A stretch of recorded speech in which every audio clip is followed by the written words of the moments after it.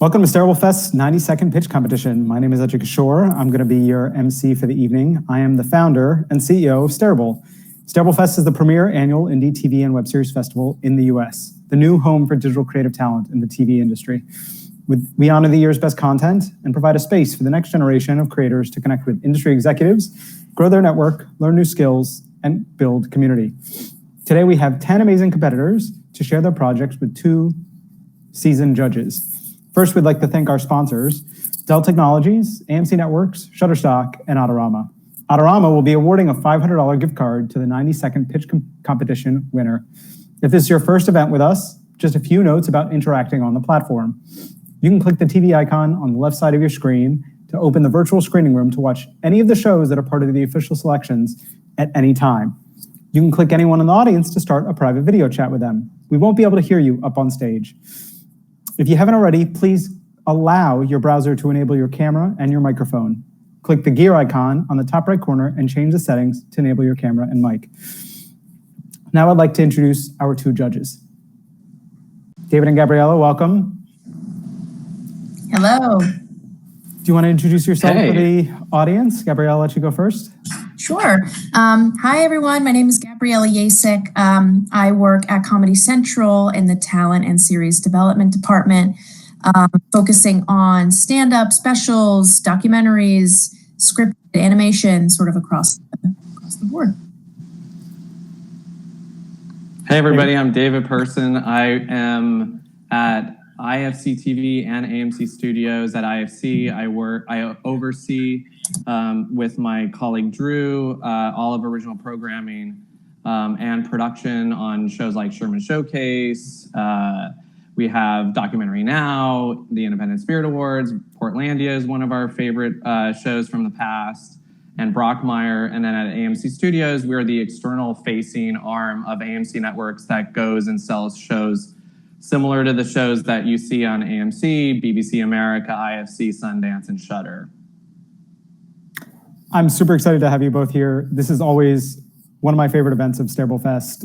Just getting this opportunity to see so many incredible creatives pitch their ideas, hear the feedback that you have for them.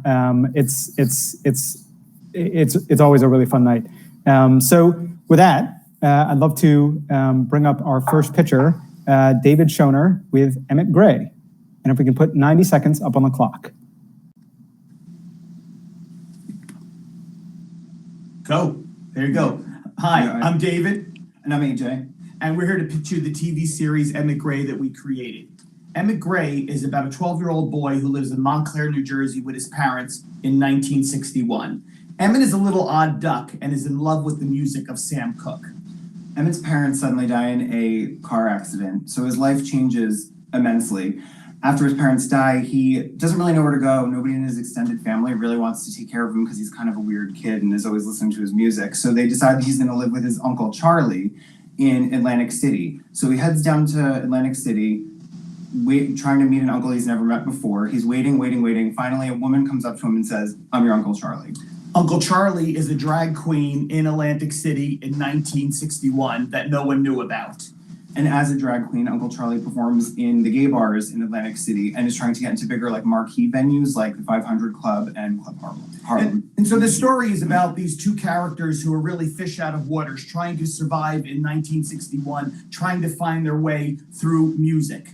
And the show really explores everything that makes Atlantic City at the time. There's civil unrest, there's racial tensions, and all of this is through the eyes and the relationship of these 2 main characters. Thank you. And that's our show. Yes. Well, that is so fun. It kind of has a little it has a little AJ and the Queen vibe to it. By the way, your mustache is killer. By the way, I just want to like give a shout out to the fact that like these competitions that you do in like 90 seconds is so challenging. Kudos to everybody who's getting up. It's super nerve-wracking and hard to make a concise pitch. Right. When we hear pitches, Gabriella knows as well, like we usually give an hour like conversation to a pitch. So just kind of keep that in mind that like this is a really fun conversation, and like I always encourage people to like lead with themselves and their personality, because part of the show is going to be you baked into it, right? That's there's a handlebar here. Totally. I have a question. Where do you see this? Where would be like your ideal destination home for the show? The ideal destination would be something like Netflix, something where Amazon, where you really can. It has to be something where you're not controlling the content. Where network television, we don't want the content to be controlled because it deals with gay themes, civil unrest, and it's that kind of vibe and flavor. And to have it controlled in that type of way. That's great. You guys, I think, did a really great job pitching that in such a short amount of time. I feel like I know, you know, the story and the characters just, you know, a little better than I thought I would in that quick pitch you did. So very, very good. I love that you're taking a very relevant theme to today in 2020 and tying it back to a story you said in the 1960s, I believe. Yeah, so 1961, yeah. Yeah, that's a really great way to make something like that that's set in an older time feel really culturally relevant and provocative. So, yeah, that was part of our game. Thank you. Yes. I totally agree with Gabriella. I have two things. I think the period piece element of it, you know, makes it super interesting, and I'm wondering why you chose that specific era. I will say, just like generally speaking, having been like worked in a space that has very limited budgets, and even if you go to Netflix, they're not. I mean, it just depends on like the show. They have a lot more money to spend, but you know, I think they're also really being very budget conscious these days, and especially in our COVID era. You know, you kind of have to think about like when are you actually going to be able to realistically get back to production with bigger scale. So, you know, like a lot of shows right now are actually looking at more contemporary themes, thematic shows, just for the simplicity of production. But I was curious to know why 1961 versus like something of like today's era. Yeah, we're both from New Jersey and we're familiar with Atlantic City, and we always go back to it when we're talking about ideas, going back and forth, because it's just an interesting place because it's constantly cycling from being like down on its luck, for lack of, you know, to not use a pun, but use a pun, down on its luck, but then it always comes back. So like, and then it goes back down and comes back. And we found the early 1960s to be really interesting because it was a point where it had just peaked and it was starting to go down. But along with like the fall of the city, there's just so many other social issues to explore. And we were like, hey, it would be great. And Dave came to me with this idea for the drag queen and the kid.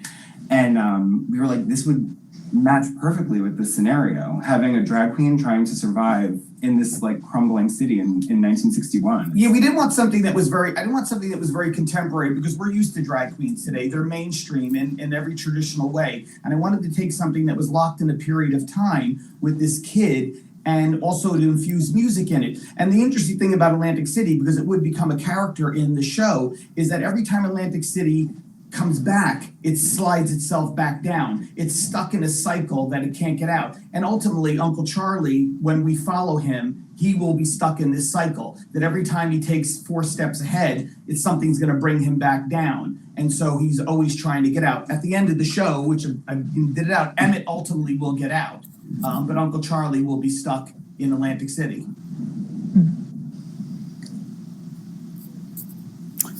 very cool. Very guys. cool. Yeah. Thank you so much for the pitch. Amazing first pitch to lead off the event.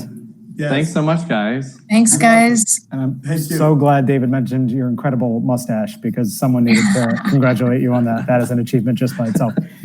So let's bring up our next picture, Wendy and Cathy with Forgotten History. And I'll make the note, let's start when we see the timer show up on the screen. Let's kick it off.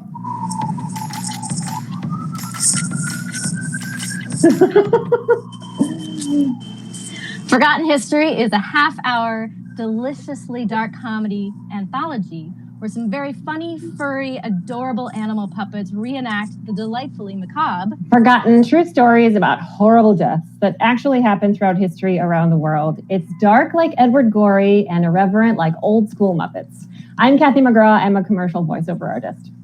And I'm Wendy Seyb. I'm an award-winning filmmaker and director and Broadway choreographer. Our show will scratch that itch for a dark and stormy night any day of the week. Grab yourself a cup of hot cocoa, put on your favorite jammies, and settle in for a good old-fashioned ghost story, a murder, maybe some spontaneous combustion. It is PG. It's not full of gore and it won't keep you up at night, but our pilot is about murdering maniacs who tried to kill a guy 8 times and failed until the 9th. Or the dead man's toe that got flicked out a window and almost caused a high-profile divorce. Or those who drowned in the beer flood of London. Cathy and I bonded over our love of history, comedy, and all things frightening. If you mash up Wendy's archaeology degree with my obsession with spooky defunct newspaper archives and puppets created by the Emmy-nominated team at Monkey Boys Productions... Boom! Puppet magic. And we have several seasons of material because it turns out that it can be a little creepy everywhere. And it's hilarious to watch puppets try and kill each other. Am I right? Hey, guys. Hello. Hi. That was great. Oh, here we go. Here's David. Thank you, guys. That was awesome. So fun and spooky. And I really would love to know, if you don't mind, what drew you to puppets rather than doing this in another way with animation even, or just like a live action comedy recreation show. Why puppets? Well, we had talked about it, and we love the idea of reenactment is fun, and I'm an archaeology degree, so I love history. But I've also worked with puppets a lot, and we just think they're adorable and silly, and it allows us so much more creativity. Like one can get stabbed and feathers can come out. And so it is that wonderful juxtaposition against the gore and the horror and that comedy, which is such a fun little, sandwich. Right. And the sort of irreverence of it makes it steers it away from a children's format and into the adult world, but also, they can sort of be more human than you can have an adorable bunny rabbit with the biggest eyelashes you've ever seen who happens to be a murderer. That's sort of it builds another layer to the humor and to the expression, which we like. So you would kind of going off of that, you envision the puppets who are acting out the murders that humans created. That it could be like you said, a bunny rabbit or any kind of other animal. Mm-hmm. Necessarily. Right. Okay. Right. It helps kind of distance us from making fun of this horrible event, and all of the things that we are portraying happened, decades, if not centuries ago. So there's some distance there, but to add another layer of humor, but also make it more acceptable to convey these kind of unfortunate events, it helps, the puppets really help bring up the creativity, like Wendy said. It's very Avenue Q meets like the Ghastly Crumb Tinies. And like the Ghastly Crumb Tinies is one of my favorite books. In fact, I have it on my bookshelf. So I appreciate the Edward Gorey reference. I was gonna ask Gabriella's question because like puppets are such a like polarizing like thing. It's very like fun, and it can be kind of, it's very, like it's all dependent on the tone and the execution that you choose to go down. Why not animation? Like I agree, like it kind of does separate like the seriousness or the it gives, I guess, a levity to it that has fun with the comedy. I do wonder if because are you gonna play with the rules and mythology of like how puppets might die? Because I mean, can puppets die? in which case, like, does that like mess with the horror element of it? Because like I'm like, I kind of like dark humor. I don't mind like watching. I don't want to watch people die, but like in a comedy sense of like dark humor, you know, you kind of like I kind of think about that stuff, and in which case, like I also would ask you like, what's the style of the puppetry? Like, what do they look like? Like how does it actually? How do you intend to execute the humor from, or like the storytelling elements of it to highlight the horror element of it? It's a good question. We are lucky enough to be partnered up with Monkey Boy Productions. They're the prop company for Saturday Night Live. And I've worked with them a number of years. And I mean, I don't know if you guys know any puppeteers, but woo, they are crazy awesome. Yeah. So as Cathy was saying, we have the sort of, like we have for our pilot, we have a sizzle and we have a big bear that actually is a very Fozzie bear in a way, where you have someone with the mouth and the hand and someone else with the hand. And he also has a barfly, which is on a little wire. So even that juxtaposition is a little ridiculous. Are people interacting with the puppets? Okay, No, so it's purely just puppets. Right. Purely just puppets. Yeah, it's all puppets interacting with each other, and it's got that feel of the Muppets, like we were saying. Right. And And we it's have all animals. Yeah, and we have the opportunity, I think, because it's going to be on a puppet-sized scale, we can go into the kind of production value and design that we want, which is sort of more historically accurate settings and really little miniatures and little, those kinds of touches are really fun, and particularly when you're going for the campfire feel where it's like, ooh, I'm tuning into this is my favorite thing, and I'm going to watch, them kind of walking down a cobblestone street, and that, the lanterns are lit, and it's someone's about to get got, but we're like, what's going to happen? That's another reason why the puppets are such a great format, because it allows us to do a lot more on the smaller scale than we would if we were doing it with people. I mean, it might be also worth mentioning to people that, I guess, again, in COVID times, like to have fewer puppeteers acting out multiple, because you guys alluded to sketch, right? Like different scenarios, like that fewer puppeteers portraying multiple characters might actually be easier to execute in these times. Yeah. And in which case, like, it kind of makes me go also like, I think you guys, by the way, did a great job pitching in such a constrained time, but like, why are you doing sketch? Like, how do the sketches, do they tie together? Is every episode a different theme? Like, do you have a series arc?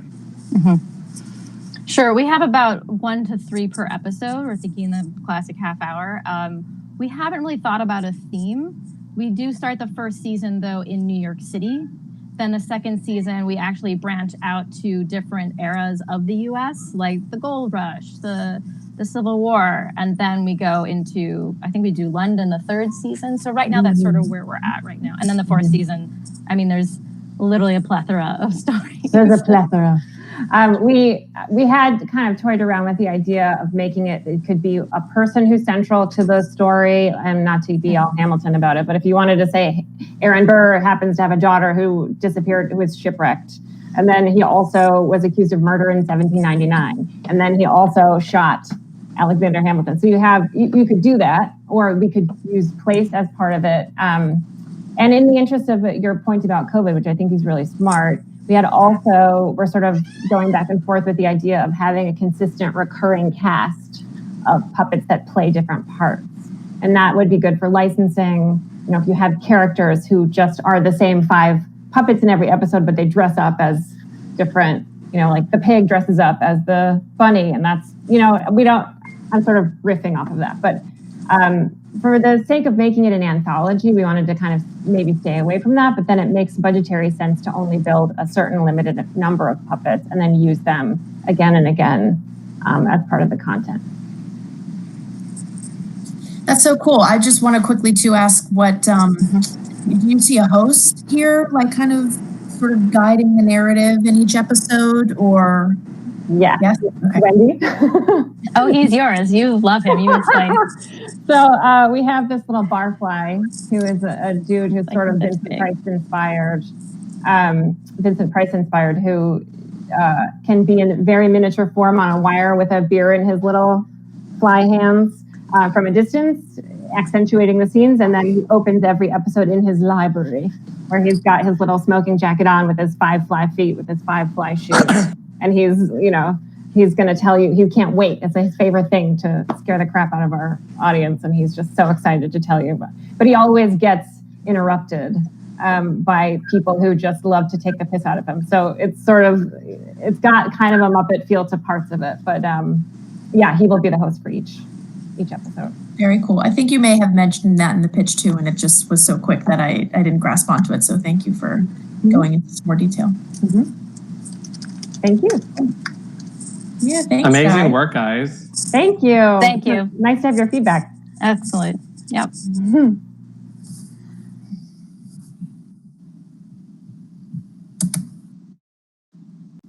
Can Muppets get got? I know that's a question we've all wondered about in the past. So our next pitcher, Elaine with Guardian. Can we bring up Elaine? Elaine, just a reminder, wait for the timer to come up on the screen, and then we'll kick it off.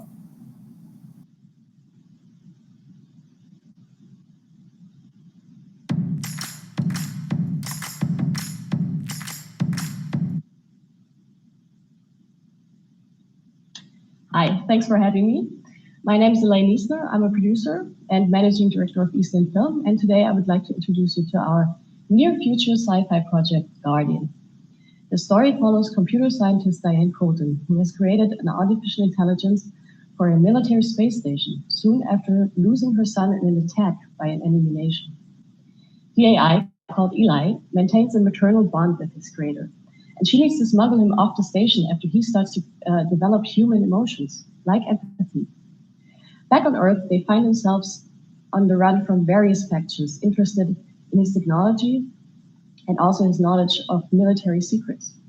In a world of warring nations, dwindling resources, and a society suffering from an ever-growing divide. Diane has to finally cope with her loss and learn to let go of Eli in order for him to develop into something far beyond a human creature. Guardian asks the ever more pressing questions of how much trust we should place into the hands of artificial intelligence, and also whether ultimately an artificial intelligence can be more human than humanity itself. We have created a 30-minute proof of concept, and we have clips and a trailer available for screening. We are currently looking for development and financing partners in the US and Europe, and we are very much looking forward to your feedback. Thank you. Thank you so much, Elaine. I'm curious what the tone of this is. How do you sort of see this fitting tonally? If there are other shows you could sort of compare it to, even if that's helpful. Yeah, it's got a bit of an dystopian view to it. It's a classic story that talks about artificial intelligence. So we've seen things like iRobot. I think that's kind of something we can compare it to. Westworld, I guess, was also something that was going down along these lines. But it's a bit, it's got a bit of a dark tone to it. So we're looking into where this might take us all, but we're also looking into the human side of artificial intelligence. So yeah, it's a bit of a juxtaposition there. Mm-hmm. Well, kind of piggybacking off of what you were just saying, and I love these like kind of dark worldy kind of places. I was actually hoping to get a more clear sense of what the world is, and kind of feeling behind it, because like right now I would, you know, if I could encourage you, is to kind of take all that more heady, you know, thoughtfulness and put it into something that I can feel emotionally when you're talking about your show. Because like, you know, big themes, like I love that high concept stuff. You know, I think like a show like Black Mirror is doing a lot of cool stuff, and then, you know, add on the AI elements of it, you know, there's something really interesting about it. having said that, I do know that the marketplace, because we're in a very dark era of our lives, like, you know, how do you combat like any pushback, you know, about, you know, people wanting to go away from, you know, how we feel about the world today being kind of dark, and making it a world that you know, you want to be exploring in this kind of era of darkness. But if I can encourage you, I'd love to hear more about like the world itself, and then kind of more like, can you paint the characters a little bit for us, just so that we can kind of see them? Because you know, when I hear pitches, especially like this, you know, the tone is it's like character, world, tone. Those are like the three poppy things that come to mind first for me. Right. Well, I think we have a very hopeful theme in there. So we have this very strong maternal bond between an artificial intelligence and its creator. So I think this is something that kind of lights it up from the heavy tone that we set through the world that it plays in. So Diane, she's a computer scientist, top of her field. We meet her when she's like at the top of her game. The military wants her to work for her, but she's a pacifist, so she turns down the offer and she says, "No, I don't want to do that." And then her son is being killed in an attack, and we live in a world where there's like two major power blocks. So this opposing force kind of takes away, you know, the light of her life, which is her son. And a friend of hers kind of talks her into, well, if she takes part in this program, then she can build a world where there's a kind of a hot situation between the two power blocks, so that there won't be any more wars or any more attacks going on. So that kind of pushes her towards actually going against her initial pacifist view, saying, okay, that's something I want to do. So she takes part in that. And then she creates this artificial intelligence, and he kind of becomes almost like a surrogate for her lost son. But then again, when they're on the run, she has to, yeah.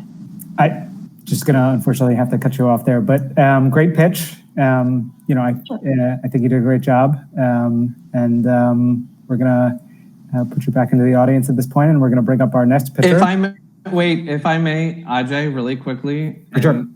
If you can still hear me, the way you were talking about your show right now, like, made your show come alive.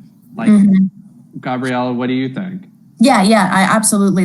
Exactly what David, what you were talking about before, that emotion and connecting us to the characters in the story. Just hearing, I think I might have missed it in the original pitch that her son died, and that's sort of part of what propelled her to this AI. And you know, that's a really great note to know about that, about the story. So agree with David. And just kind of like, to all of you, like, the more that you talk to us, like, you know, we're all humans. We're all, you know, we just want to hear and feel your projects. The more that you can talk to us, I know it's hard because you guys probably have scripted to a 90-second, you know, pitch, but the more that you can just tell us like what's at the heart of your show, like, I think that's the lesson there. Yeah, David, don't undermine the competition. They got 90 seconds. You two are two big-time executives, and they need to take this very seriously. So, who was your writer? Is it like Bruce Valanche? What's happening? That is my only reference point for this. That's true. It's okay, I'll shut up. So our next contestant is Shannon from Home Free. Shannon, just a reminder, we'll put the timer up onto the clock, and then you'll be able to go. Perfect. Just let you know, I'm Chandler, and my writing partner Shannon will be joining for the Q&A portion. Oh, my apologies. Okay, no worries. All right.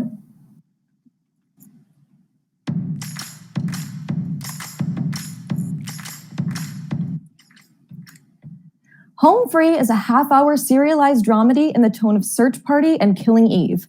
It follows two best friends in New York City, Tegan, the rebel, and Amy, the heart. 3 things you need to know. 1, NYC tenant laws are insane. You can legally stop paying rent after living somewhere for just 30 days. 2, if one were devious enough, they could manipulate these laws, cheating their way to free rent for years. And 3, this series is based on my actual experience living with squatters. When a con artist couple claims squatters' rights on Tegan and Amy, the women depart down a crooked path to reclaim their apartment. The legal system fails them, and the NYPD is no help. They're on their own. Psychological warfare ensues. Hidden cameras, harassment, gaslighting, assault. Not to mention stink bombs and inviting Brooklyn's finest comedians to host a roast in the living room. Yes, all of that actually happened. Tegan and Amy have to learn from their squatters in order to take them down, twisting the law and facing moral challenges along the way. Home Free is a story with dynamic villains and flawed heroes. Our leading ladies are victims, but they are not damsels. They have to take the law into their own hands in order to save themselves. Because as I learned the hard way, if you think the law will protect you, you're not using your imagination. Thank you. That is crazy. You had to deal with squatters. Yes. I love how you tied your personal experience into the show and that you mined something so crazy and put it into a TV show idea. It had to be. It was too crazy not to be a show. Hi, guys. I'm the co-writer, Shannon. Yes. Hi, Shannon. Nice to meet you. I was also in the squatty apartment. Yep. Were you guys together in that apartment? Yeah, we were roommates. Okay. Yeah, that is truly wild.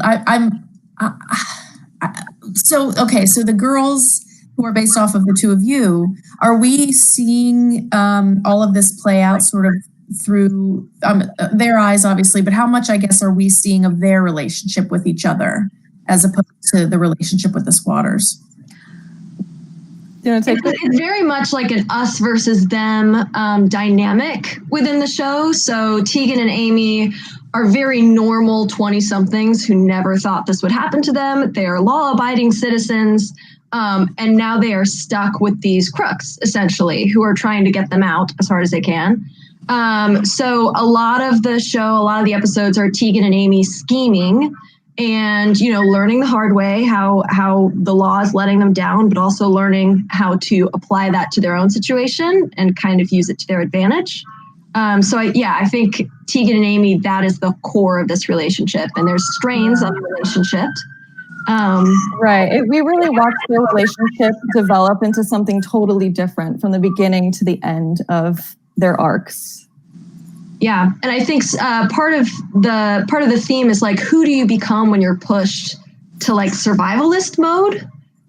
Because it's a dramedy and the situation is ridiculous and wild and funny at times, but really like we were being like abused in our home by these two people who were trying to get us out. So there was outrageousness and hilarity, but also they are pushed and stressed to the brim, and they have to choose to stick together through it, and that's hard for them. Sure. I love Gabriella's question because it makes me wonder, sometimes these concepts that are super fun and like actually very real, they have kind of their own life in itself, and being true to true life it can be a tricky thing. Mm-hmm. To me, I wonder, because beyond this scenario, what does happen with the girls? I feel like there is a definitive end to this situation. It's kind of like, do the squatters win or they don't? Do these girls win? So I don't know. Does it feel like a feature film? Does it feel like a TV show? Because I feel like outside of this element, which is such a crazy and interesting scenario, how does it have the life, beyond that scenario to live beyond one season? I would imagine, is your first season, you figure out what happens with them, and then what's the next season? Yeah. Okay. Well, we have 4 seasons mapped out already. And so I think people who don't understand how messed up the tenant laws are, like, don't see the long life that this has an opportunity for. But part of this is you have sort of like a Breaking Bad-esque decline of, you know, Tegan and Amy are essentially going to, we of course make it way worse for them than it was for us. We let them give into their darkest demons, you know, like we kind of behaved and played by the court system. They decide not to play by the rules. And as part of that, say eventually, you know, 1 or 2 seasons down the line, they get the squatters out. They're left with debt. They had all these dreams and hopes, and they have debt. They've lost their jobs. Now, what do they have left? A very unique. I'm going to stop you for the sake of time. Okay. I think what Gabriella is getting to, which is something that I think about too, is like the relationship point, like as the foundation of a show, versus getting into the machinations of the circumstances. You know, like all of this sounds like really interesting stuff, and you have to remember your audience, unless they're going to be all from New York, like people in LA are not going to have the same tenant situation. So I think, you know, it's okay to like use that kind of as a springboard into a show and into a scenario like that these characters are put into. But outside of that scenario, like where do you, like, people are going to be coming to your show to want to get to know your characters, not to know what's real about, you know, tenant situations in New York. Right. And that's just my point of view, especially like considering that like people in the Midwest are not going to have any idea what you're talking about. Like, you know, your characters are going to be like the people they want to get to know. Absolutely. Yeah. And Chan, do you want to talk about the relationship more? Or? Sure. I mean, I see like their survival mechanisms forming the relationships later on too. Like Tegan, once she gets into so much debt, she can't pay her rent. She can't pay her rent now. She has to, you know, become a stripper or, you know, start doing really illegal stuff and then gets in trouble with the law. And Amy also has to do stuff she would never do. And so we're just like thrown into the real world of it all. And the squattees have to become the squatters in the end. Desperation. Chandler, amazing job. Great pitch, both of you. Thank you. And with that, we're gonna move on to the next pitch. Meantime, I'm just gonna acknowledge I'm gonna stew on that Bruce Valanche joke for years, David. So I hope you accept the consequences of that. Ajay, I'll be right. I just need to grab the light over here and put it at my desk. So I'll just don't think I'm not leaving. Mimi, welcome. It's okay. We're gonna like investigate who's on her wall.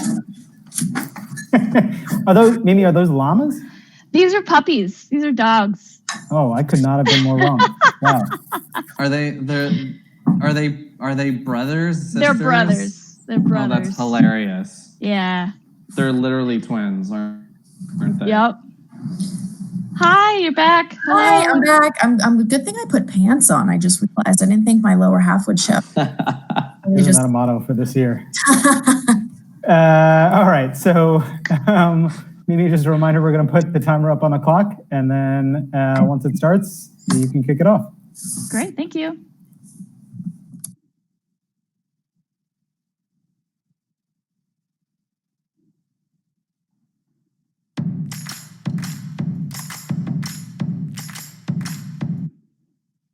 Sam's pursuit of adulting is at a standstill. Her boyfriend dumps her. She begins Tinder binging and lands herself in the ER with a brain hemorrhage just 5 days into her new job as a teacher. Clearly, she's not going to be okay. With an uncertain prognosis, Sam writes a book as her body collapses. She might be taking a break from dating, but that doesn't stop her from wheelchair drag racing the old man in the hospital. Brain surgery and rehab find Sam quasi-healed and back in the classroom, but now with a curious new hobby, stand-up comedy. This is an underdog story about family, friendship, and loving yourself even when life kicks you in the ladyballs. 6.5 million people in the US have an unruptured brain aneurysm.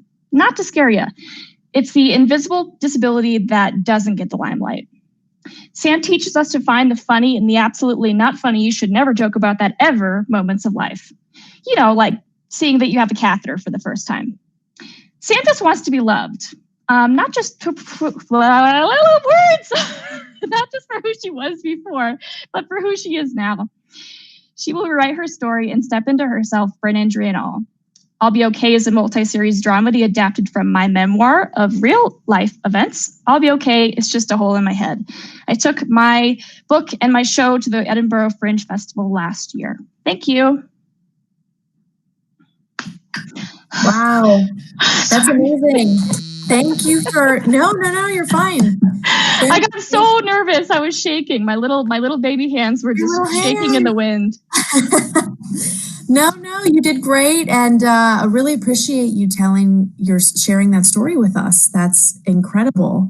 That you said is based off of a memoir that you wrote, or of your life. Okay, yeah, wow.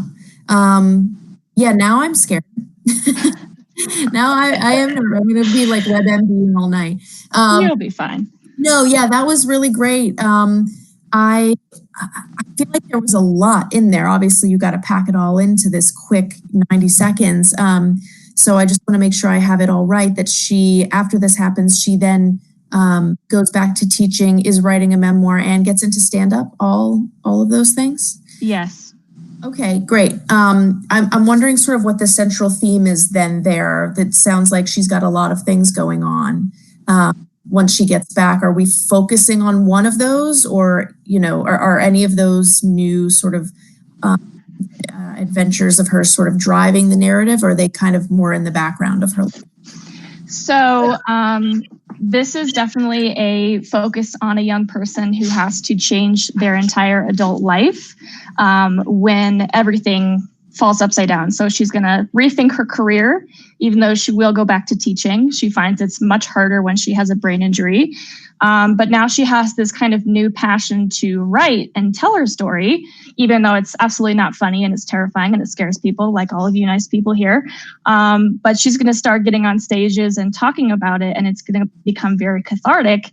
And then she's going to say, well, maybe I should just be a comedian, and this is just who I am now. So it's it's me in a nutshell. But to kind of break it down, it's the coming of age, change, and also her family and her friendships that change throughout the story as well. That's really inspiring. I mean, bravo to you for like sharing your personal story. I think that's really fascinating and also encouraging. And I love stories about,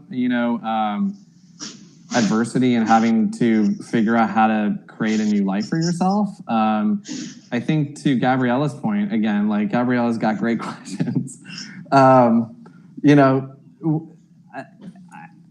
If the central like theme is change, or like having to figure out how to live, with a disability, or if you're, because I'll just say like I grew up with a father who is hard of hearing, and not the same thing at all, but like he did not want to acknowledge his disability, and it was kind of like, for us, it was, as a family, it was a theme of adapting or adaptation, and how do you change your interactions with different people. And I think what I learned from my dad was, having to figure out a new language to speak with him. And I wonder if there's a way to explore you having to adapt, and like, how does that affect your relationships with everybody in your world? And how does your, new adaptation affect those people's view on you? Hell yeah. Yeah, that's like such a big part of it. And the family piece, people, especially when they look at me, it seems like, oh, she's back to normal, everything's fine. I tripped on my words. I do that all the time on stage. I have to roll with it. And, people have to kind of learn the new me, I guess. So that's a big aspect of it. And I also feel like I have a foot in with, this community. It's a huge community of people that have undergone this, and you don't see it. I mean, you see Emilia Clarke, who's the most famous person in the world. She came out and said she had, 2 brain hemorrhages, but I'm not Amelia Clark. And, I want people to really get more exposure to this kind of narrative of things you don't see. Yeah, I would lean into all of that stuff. All those things, like you having your speech, it's not a problem. Like, it actually makes you lovable and like endearing, and the way you handle it. That's the character development, is how the character deals with those things, right? And like, those are the things that make us fall in love with, people and characters. And I think you should lean into that, and you should talk about specifics of the character, like the family elements and how, relatability. Yeah, absolutely. I just want to echo David and say that what you were just talking about just now, I'm more invested in and interested in even than the stand-up or the teaching or writing. Those are kind of like neat little peripheral things of the character. But what you were just diving into is more compelling, I think. Cool. Thank you very much. I agree. And also, like, may I just say, there's a lot of shows, and this is not a criticism of where you want to take this, but there are a lot of shows that are about comedy, comedians, the industry. I personally love shows that explore different slices of life. And, I'm not saying you have to go away from like the book writing or the comedy aspect of it, but like, I feel like there's a lot of people who are actually going away from the inside Hollywood thing and wanting to explore other things. Because I agree with Gabriella. It's like more interesting to see, like, again, how the character deals with these things, how she deals with her relationships in a new way. Yeah, totally. Thank you so much. Sure. Thank you. Thank you. Another great pitch. And now we're all going to go home and Google brain hemorrhage, unexploded brain hemorrhages. Did we know that was an issue? So the next pitch is Astilia and Noelle with Sage the Place.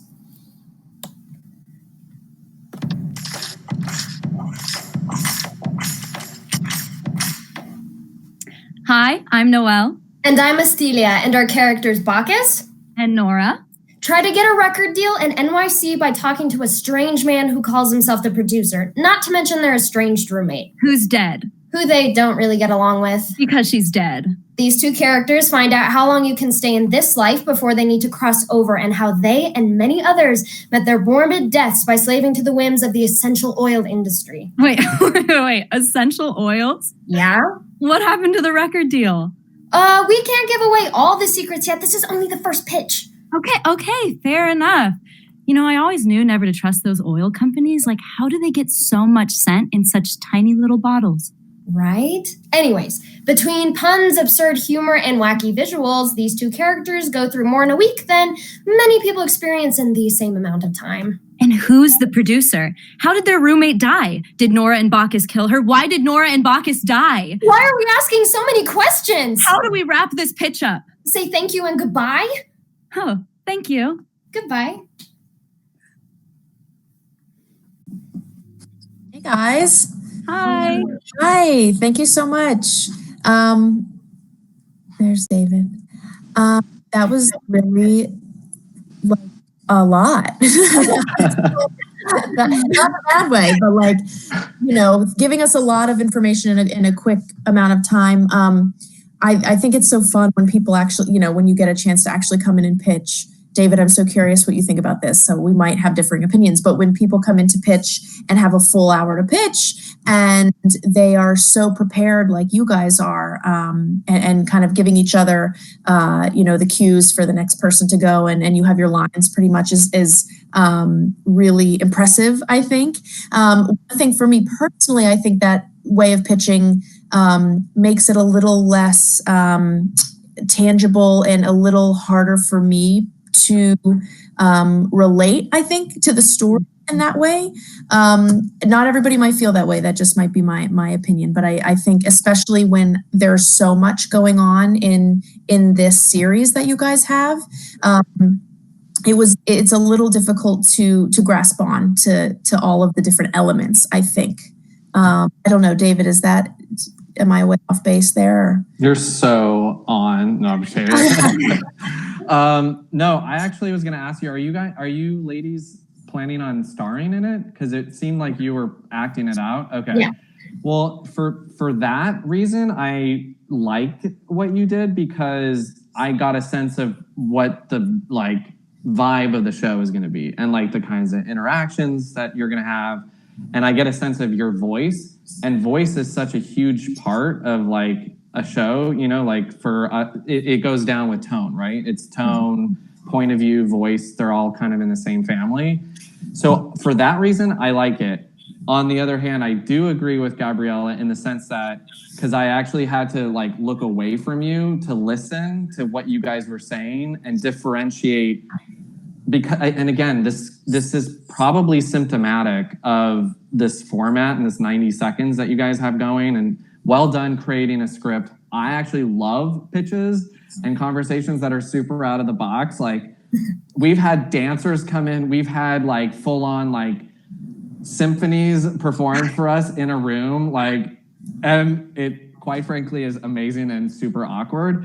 But like, as long as like we understand what the show is, and I think to Gabriella's point, I think what you can do is give us a flavor of what you guys want to say with your voice and your characters, but you have to really lay down what the show is going to be and like what the world is. And it is so much information, and I love the bantering, but maybe direct some of that bantering a little bit more to what the actual show is and just say what it is, especially in these like very time constrained like pitches.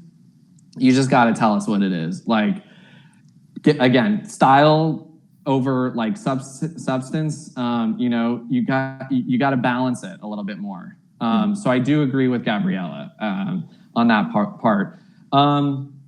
I actually like wanted to ask you, why did you guys choose to do this kind of like of a story? Like where like, do you have a personal connection to it? Yes.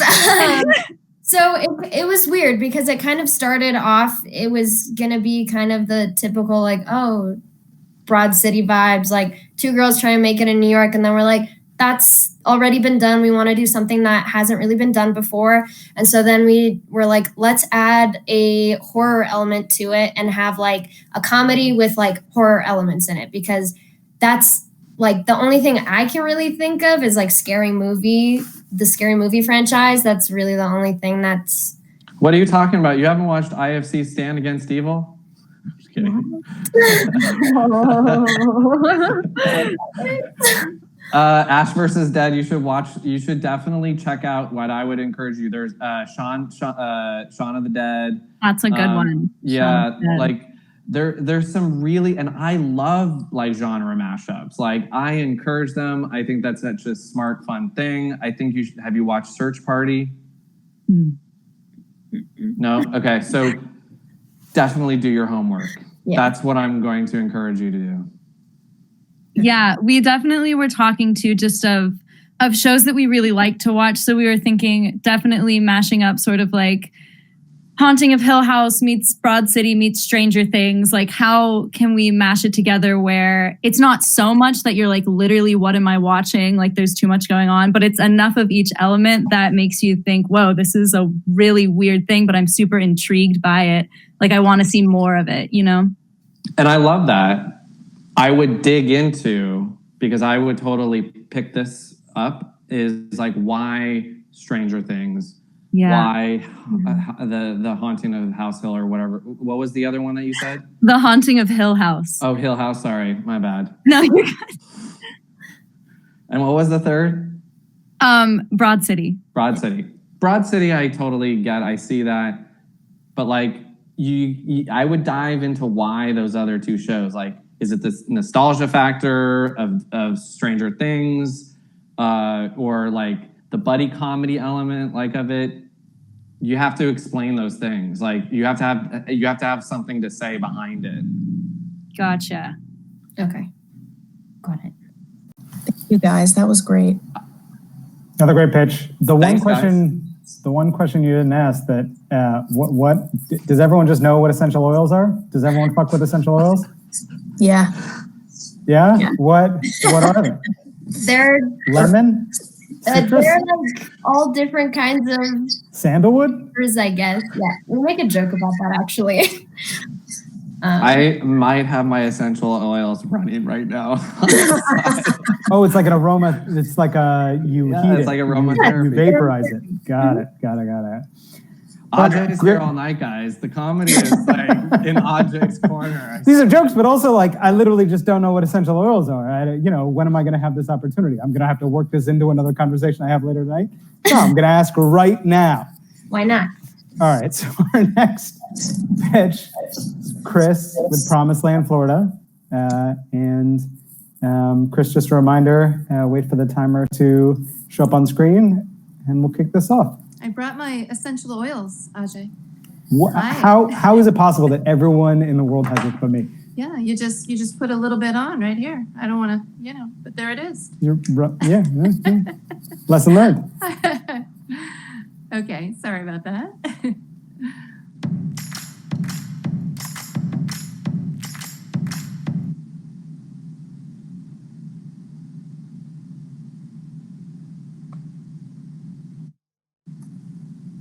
Hi, I'm Krista Dyson, and together with my writing partner, John Lewis, we are the co-writers and co-creators of Promised Land, Florida.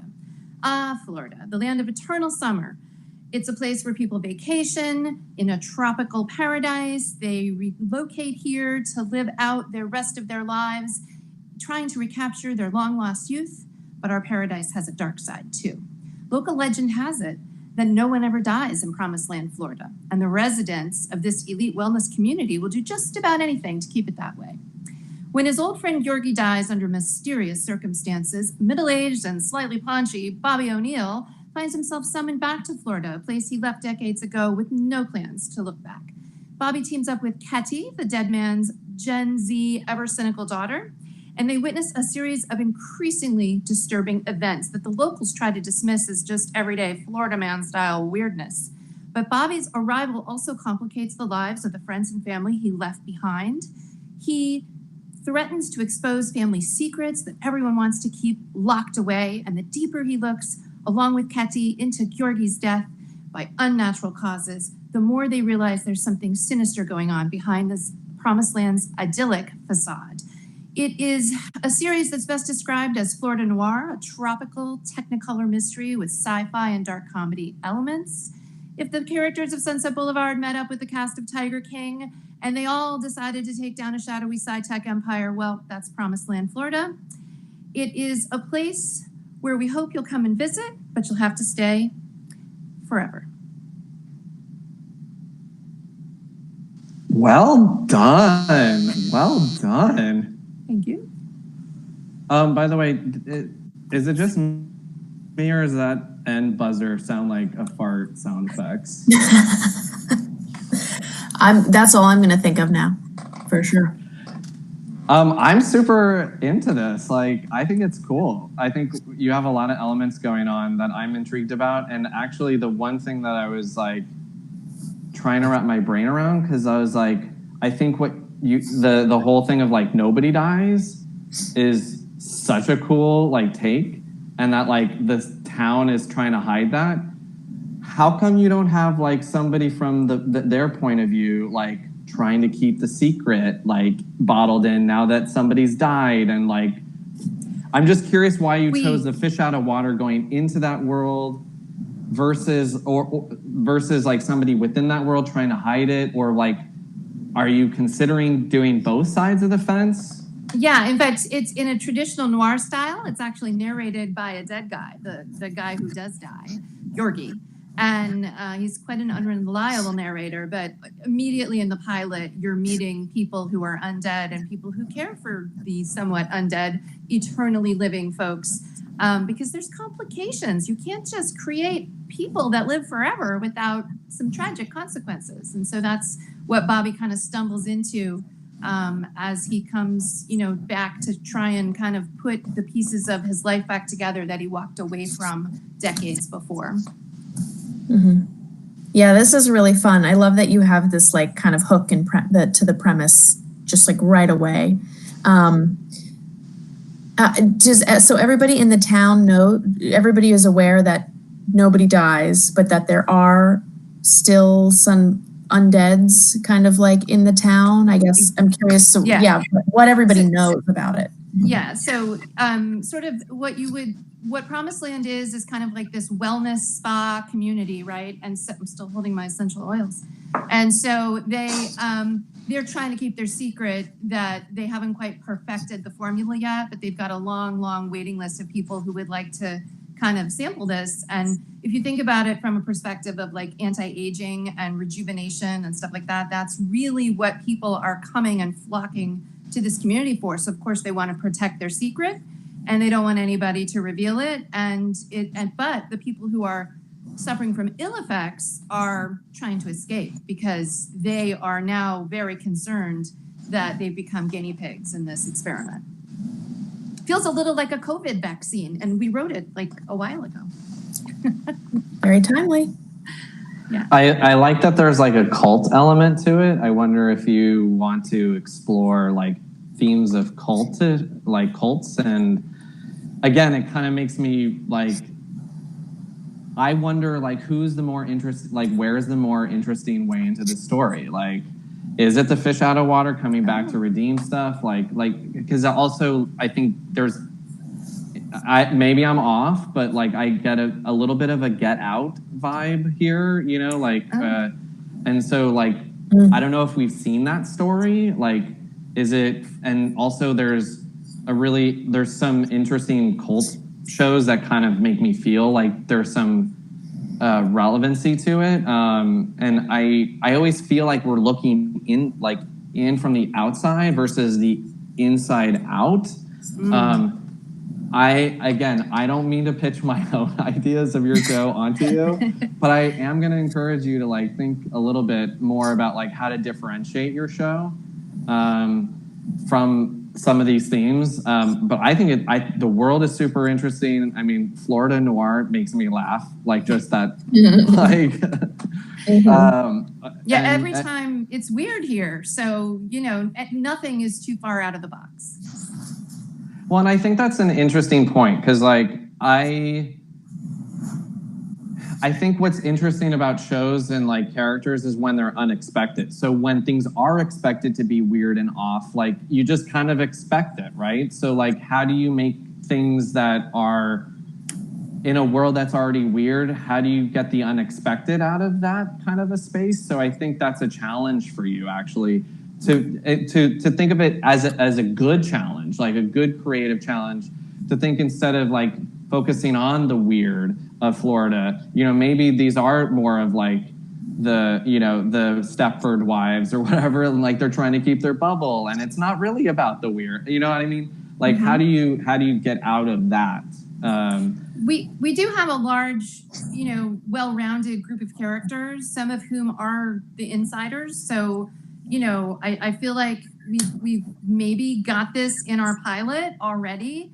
And I love the idea, though, that it's hard to be unexpected in a place where weird is what you expect. So we definitely have a lot of heart and a lot of family stuff in this, which I think is not what one would expect.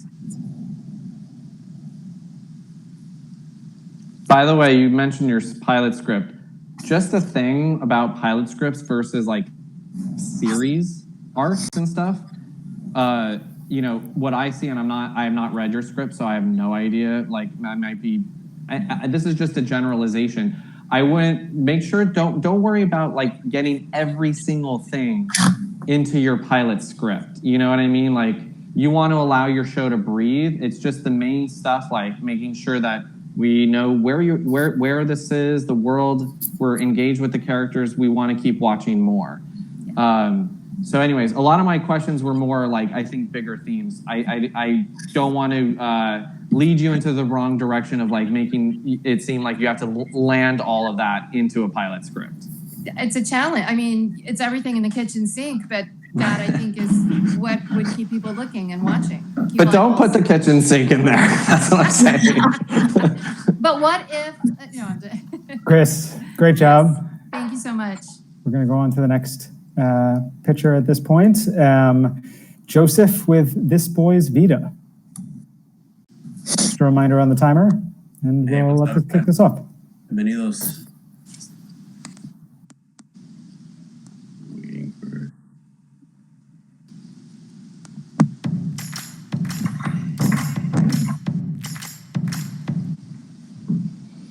This Boys Vida is an episodic drama adventure. Think Barry Jenkins' Moonlight meets On My Block. Based on true events, this retelling of an American tale is a coming-of-age story of Little Joe, a Latinx boy, who must choose to save his family or follow a dream. Along the way, he learns from his future self how to stay alive amidst the underbelly of America and learn to fight for a dream he never knew he could live for. Along the way, some of the characters we meet are Little Joe. He will do anything to stay in school, keep his family together, and follow his dream. Future Joe, there to guide and rescue. Cynthia, the sister and best friend. Not afraid to fight, but troubles arise because she doesn't know how to pick her fights. Maria, the mom. Disavowed by her family in a foreign country, drug abuse, codependency, and mental illness play out in the cocktail that is Maria.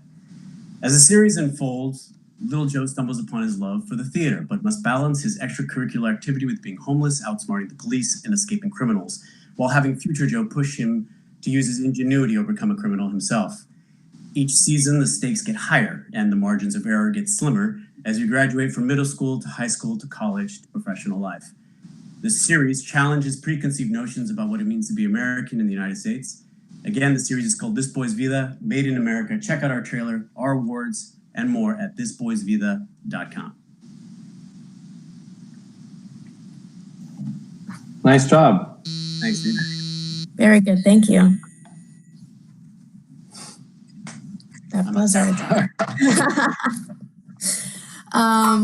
That was really interesting. I love how you gave us a nice, real quick snapshot of all of those characters in such a short time. You referenced the dream a couple times. I'm wondering, I'm really curious about that, what that is, and think it would be helpful for you to get as specific as you can, when pitching this idea about what that dream is, and sort of what we're watching that character do and search for. Would you like me to answer that now? Sure. Oh, yeah. I kind of tried to use this, the love of the theater, and this kind of it's based on my life. So it was the theater that helped me get out of poverty. And so I treat the theater as a B story to the A story. So the A story is chug along, and then the B story usually helps, as you know, the A story solve. So I tried to use that as usually the gateway out of the problem. Okay. I think knowing that this is your story, that you use theater to get yourself out of poverty is fascinating and really helps me connect to your pitch and to your idea. So I encourage you, whenever you are pitching this again, or hopefully you really lead with that and let everybody know that this is, whether it is your exact story or based on your story, kind of talking about where you came from and how this, why this is so important to you is going to draw your pitchees, I guess, executives, whoever, into your story. Yeah, I love that. That's actually what I do is when I go in for the longer pitch, I usually start with one of those type of hand raise or put a finger down type of moments to immediately engage who I'm pitching. But I love the festival, but 90 seconds. I can I got true story. Yeah. To Gabriella's point, I totally agree. Even just your demeanor right now, I know, again, the format, it's challenging, it's tricky to get it all out. But I was I want to hear more. I want to hear more when you were talking about that, because I think that's super relatable. I think I got lost in thinking about how, I guess, the rules of him meeting his older self would work out, and it either don't mention it at all, or perhaps lay the foundation of how the rules of that device in terms of storytelling works. Because I kind of was thinking about wait, is he gonna tell us how that works? And I this is my own fault. I kind of was like wanting to know so badly that I was tracking it in what you were saying, and I honestly lost what you were saying after that. That's a great So, and when you were just explaining that it was your real story, I was like, oh, I'm back in. I see. That's a long time to miss someone. Yeah, so then it kind of makes me go, okay, so this is his real story, like based on like his life. How did you, because then I'm even more fascinated, like how did you meet your future self? Like, you know what I mean? And like, and wanting to, or like, even if it's the theory or like you looking retrospectively back on your life, like why that storytelling device? And, you know, is that the best way into your show? And if so, like, again, how do you do that? Yeah, I think, again, if I had longer, but I didn't think about that would raise a quick question that I couldn't address immediately in the pitch. That is something I think it would be just a matter of wordsmithing to allude to some outside help. But like, is he like the, you know, almost like the fairy godmother of the story? Does the kid even know it's his future self? Like, does he pop out of like a book or like his own imagination? Yeah. Or the dream sequence? Okay. Yeah. Sure. So what the pilot's written, we have several episodes, and what we do is, as the series goes on, I've not set any ground rules so that I can I don't have to break rules. I can make them up as I go. Because if I don't define it, then I'm not necessarily beholden to those rules. However, I will say is that we do use, Latino, so of course there's a little magic realism in there, but it is it's used to help little Joe sometimes get him from point A to point B, but I don't want to make a passive character. So he's not always there to help. He doesn't always show up because if then just have, touched by an angel all over again. So you have to he comes and goes. He's not a guarantee, but sometimes he does appear as a voice. Sometimes he, in some other episodes, without little Joe knowing, he'll take on other characters' face or just get a sense of like the pilot who's standing at the correct bus stop, which is not the normal bus stop that he takes. Those type of things. Well, I love the idea of grounding him in his reality. And like, I think here's the thing though, like, I'm going to rip the Band-Aid off for a quick second. And this is more or less to encourage you to think about this, because I can't tell you how many times like we've been developing shows that have a lot of mythology and magical realism, and I love that stuff. Like, that is my jam. I love it. But before you're even going to get to a script, because I know it's written, but you're going to have to, I'm sorry, Ajay, I promise this is going to benefit everybody, okay? You have to lay down the rules before you even write a script. Like, you need to know like all of the rules of your mythology better than anybody, and all of the people involved in your show are going to need to know like how it works, like, because you're the one who's laying the foundation for a show, and your audience is really smart. They're going to find the holes where they are. And so I guess where my brain was going is, it's like, is it a Drop Dead Fred situation? Is it an Aladdin situation? Or is it some person in his life that he doesn't even realize? And maybe you reveal it at some point in the show that it's himself, which is a cool, like, so you have all those creative, like, choices. And I'm sorry to like pin them to that, but like, again, the rules are very important. It's as important as the script. Sure, and I don't want to mean like I'm just winging it. There are some rules in place that we do just because I like to function on that the audience is smarter than we think they are, and let them work a little bit. But yes, mystery is great. Like, that's why the show Lost did so well. But like, you still have to be consistent, and you have to be true to the rules that you've created for your world. Right on. Great job. Great job. Thanks, Joseph. Really well done. Our next pitch, Anne with The Ice and Times of Rachel W.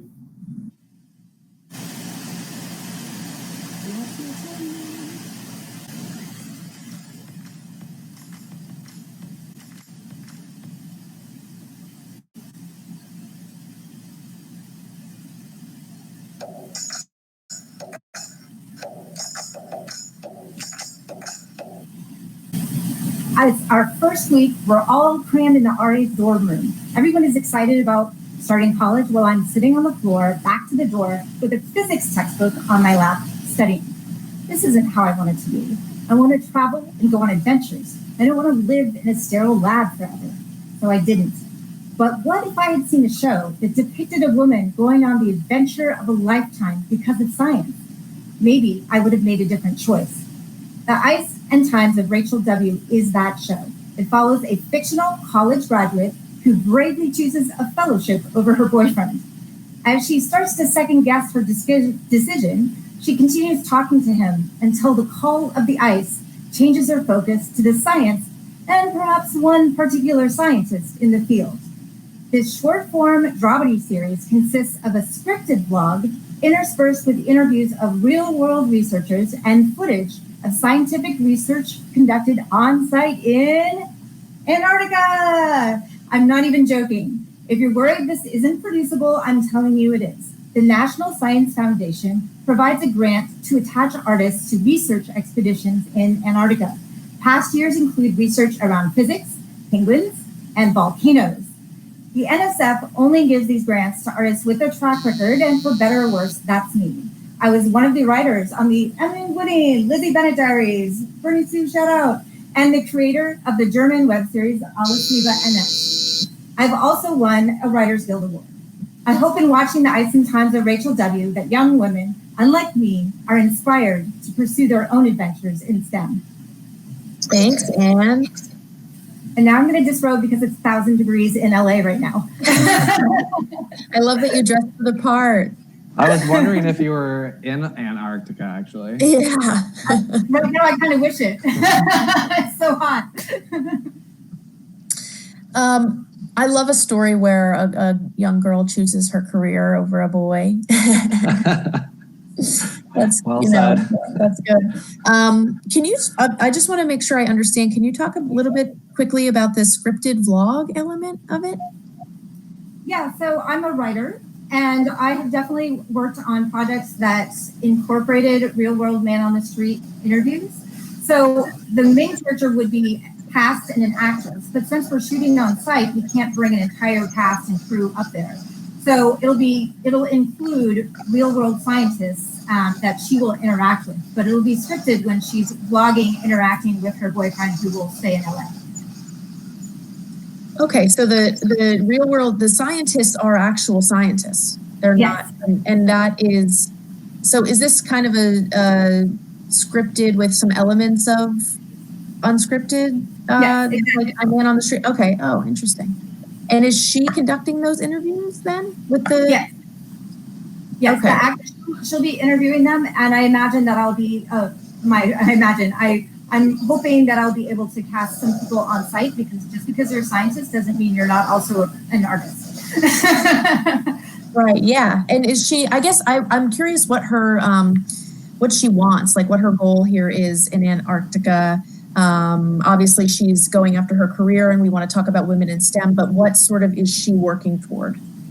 She's trying to find herself and find out what she wants to do with her life. She's just graduated college. She has this opportunity and she's going to go and see what happens. And hopefully as an outcome of this, and this would, as I mentioned previously, there were penguins, there were volcanoes, there was astrophysics.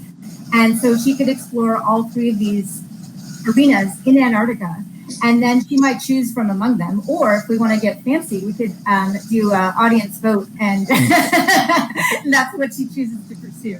Choose your own adventure. That's funny. So we have her boyfriend back home. Are there other characters there where she is that she develops relationships with, or Yes. Are there anybody else you can speak to? Yes, I was hoping to have some on-site casting. I definitely have experience writing real-world people, using their, scripting for real-world people. So I'm anticipating being able to include some local hires. And ideally, I would like to create a love triangle between her boyfriend in LA and somebody in Antarctica. But this is part of the reason why I need to go there and see what I can put together. So there's a documentary element in that it'll be sort of opportunistic, but it'll definitely, the core is going to be very much scripted. Got it.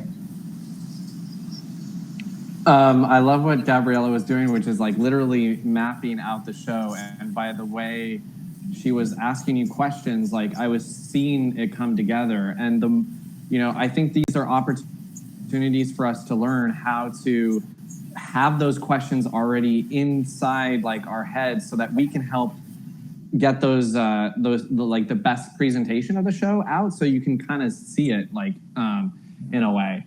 I guess, and this will be really quick, and you don't have to answer this. My question is, because it felt a little educational, and the unscripted element like felt fun in the sense like you see like what's going to happen. Although like in unscripted, there's a lot of things you have to align, especially when sending people to Antarctica. You want a result to come out of it, which again goes to Gabriella's question about like what's her goal.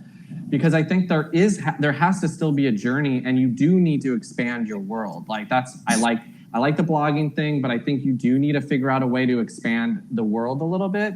And so my question is like, yeah, I know, but like there's the educational element, there's a scripted element, there's an unscripted element. I'm not really clear about.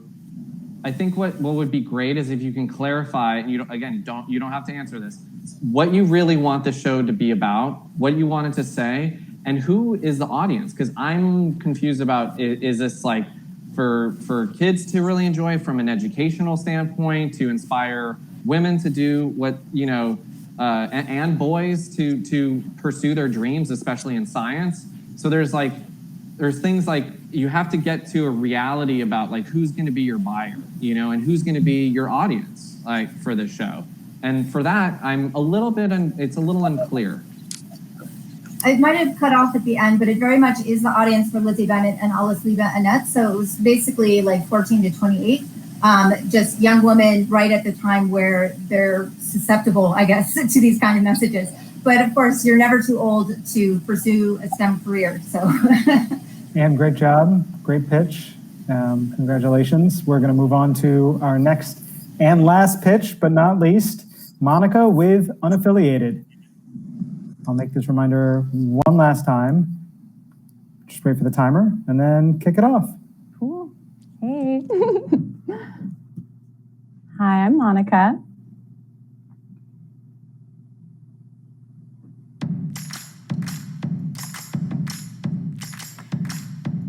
Millennials and Gen Z represent the largest exodus from religion in U.S. history, with over 60 million people citing no religious affiliation.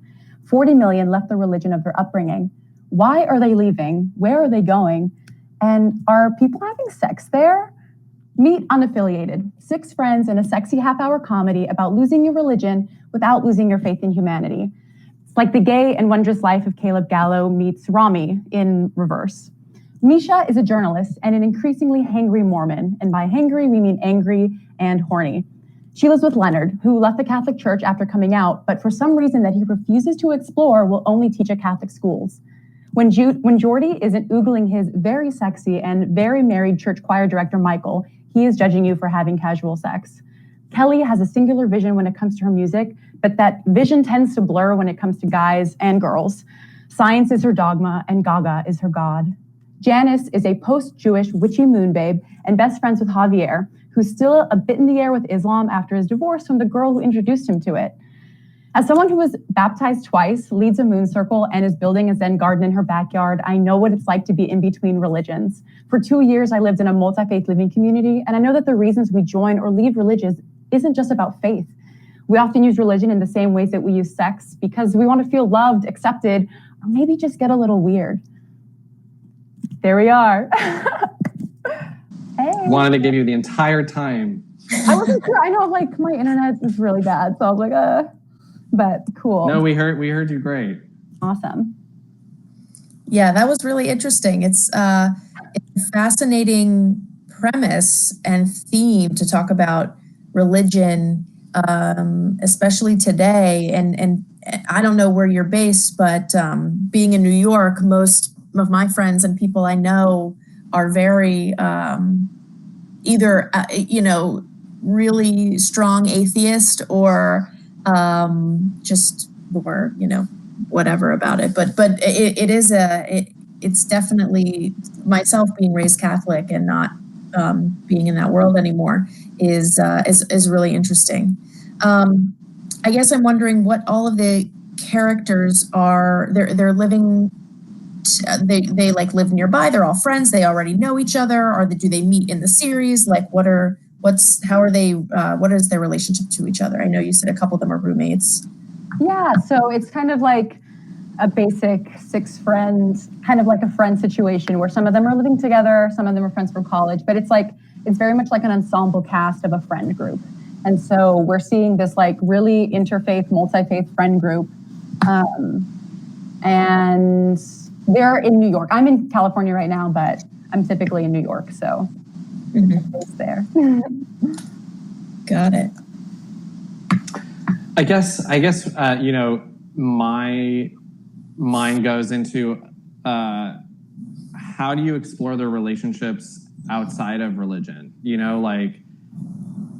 Because religion does impact how a lot of people interact with others in a big way. Sometimes for some people, and I've lived in other parts of the country that are very religious, and I've also been raised Catholic.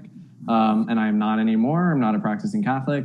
And I'm also surrounded by a lot of, either spiritual or atheistic people.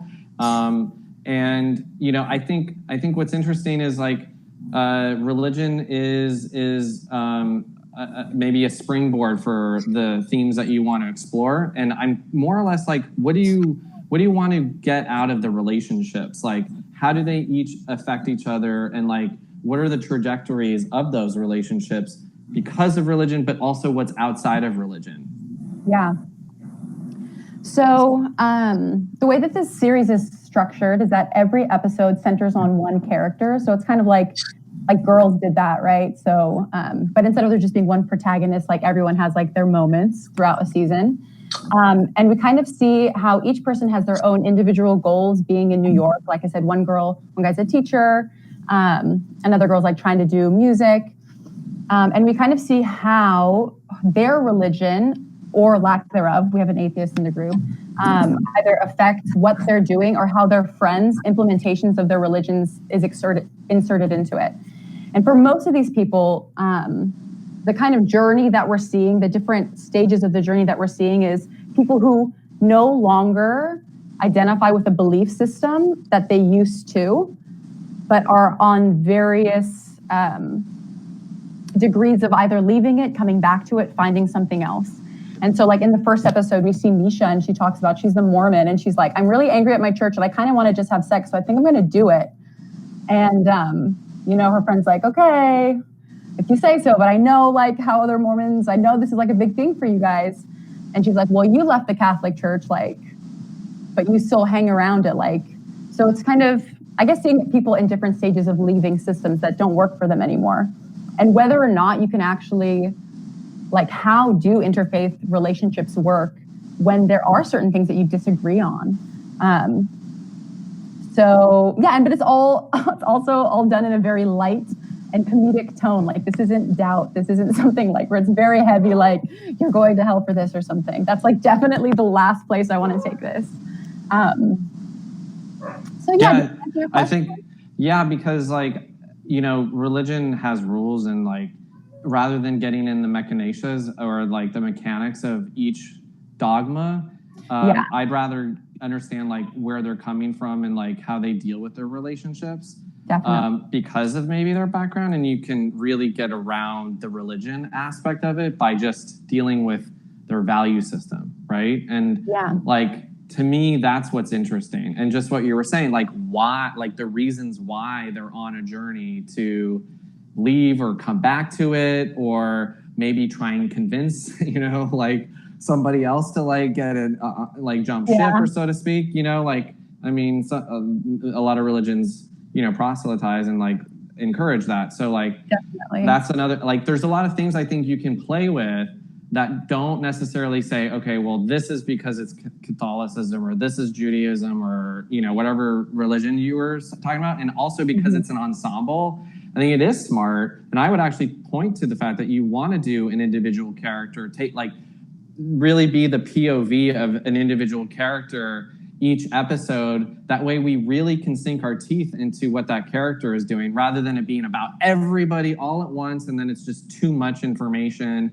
And then it gets confusing, because I think you actually did a nice job painting a picture of your characters, but then it was like, oh my God, there's so many and I'm losing track. And I actually would I would have loved to have seen you maybe choose 2 characters, like, and then mention the others and show how you want to see them engage and the trajectory of their relationship. And then you can say, and then the rest of the season explores the other characters, sprinkling in like basic information so that we can see that that's kind of your intention for the series. Does that make sense? That does. I was wondering, I was feeling that too. I was like, there's like 6, but okay, that's great.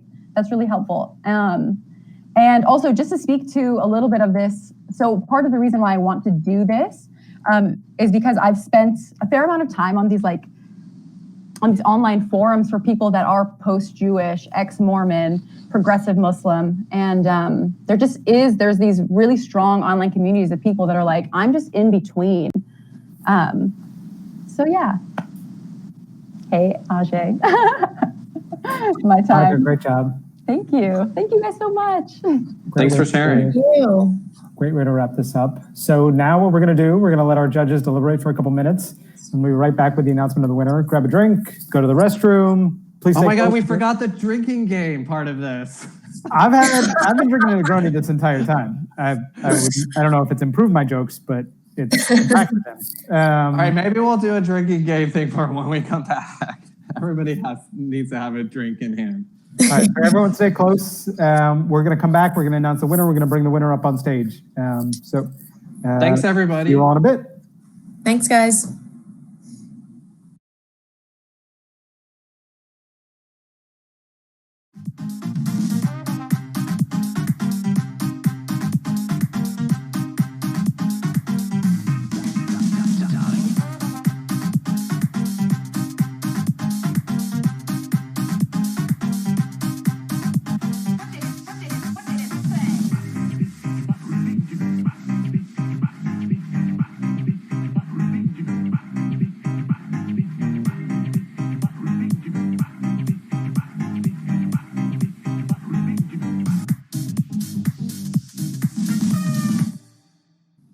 All right, we are back. Just to emphasize, all 10 of you were really amazing, but after some very heated debate and some continued criticism of my jokes and sense of humor, David and Gabriella have decided on a winner, so we're going to bring them back up on stage. Hello.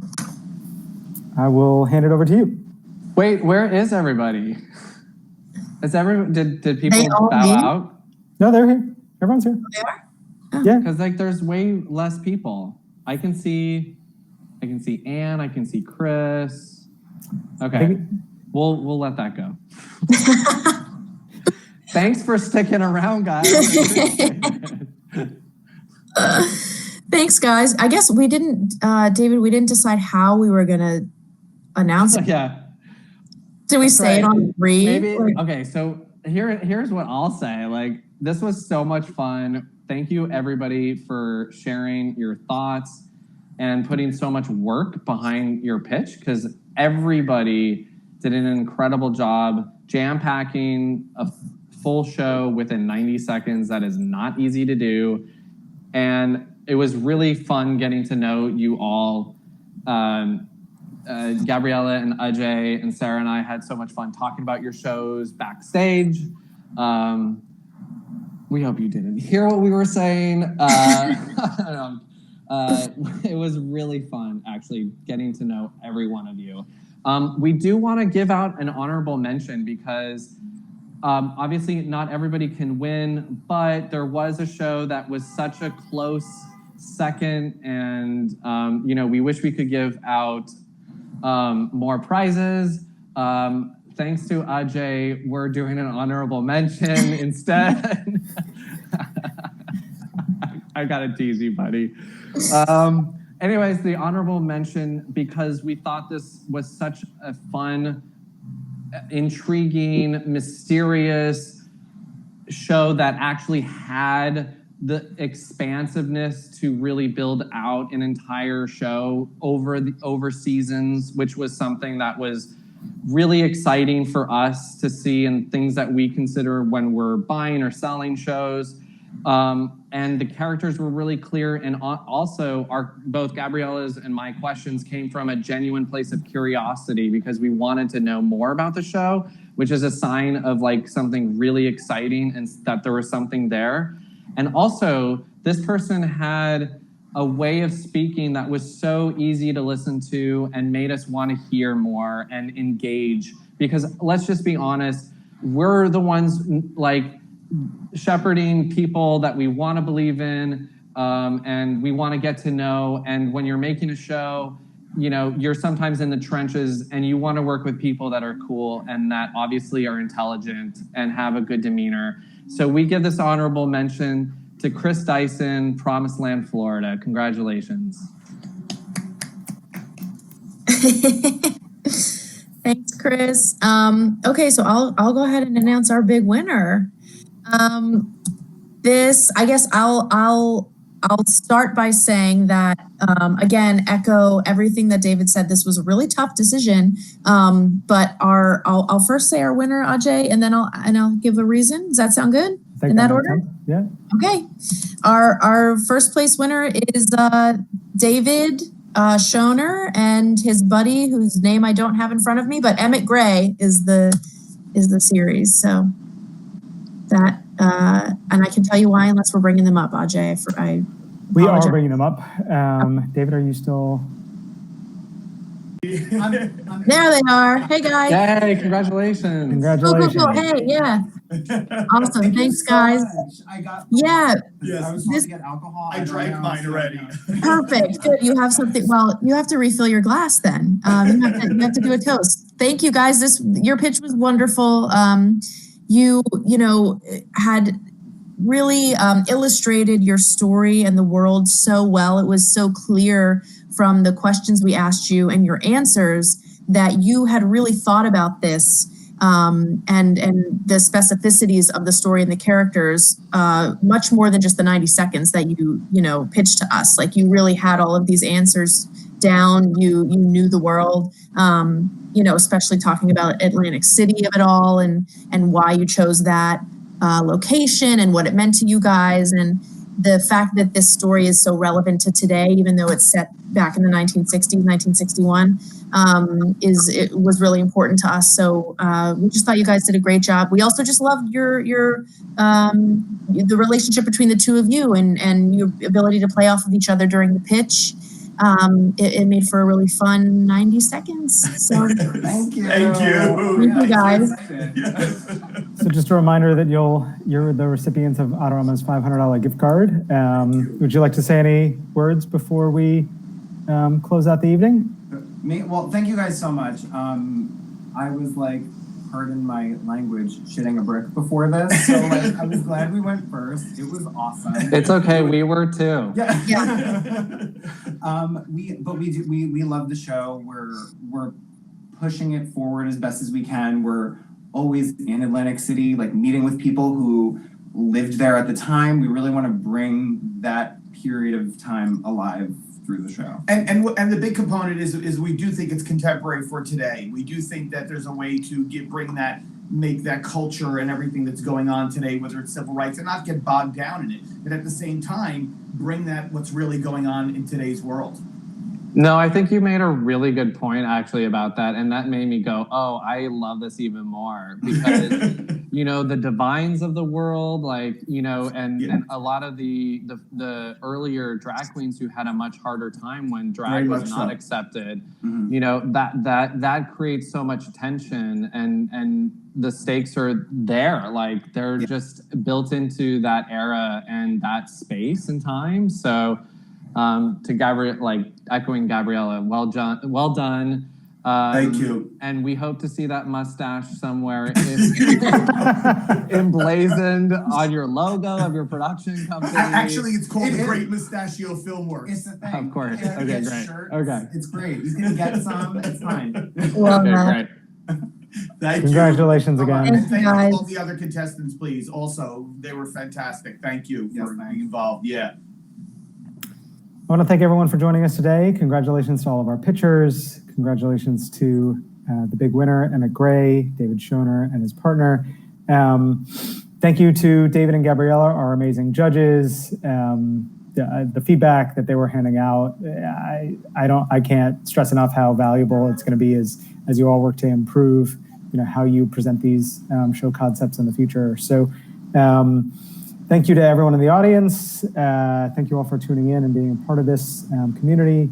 Thank you again to our festival sponsors, Dell Technologies, AMC Network, Shutterstock, and Autorama. We will see you next time. Our next session is tomorrow at 1 p.m. Eastern. We have a talk back with the creators of Block 9 short form drama.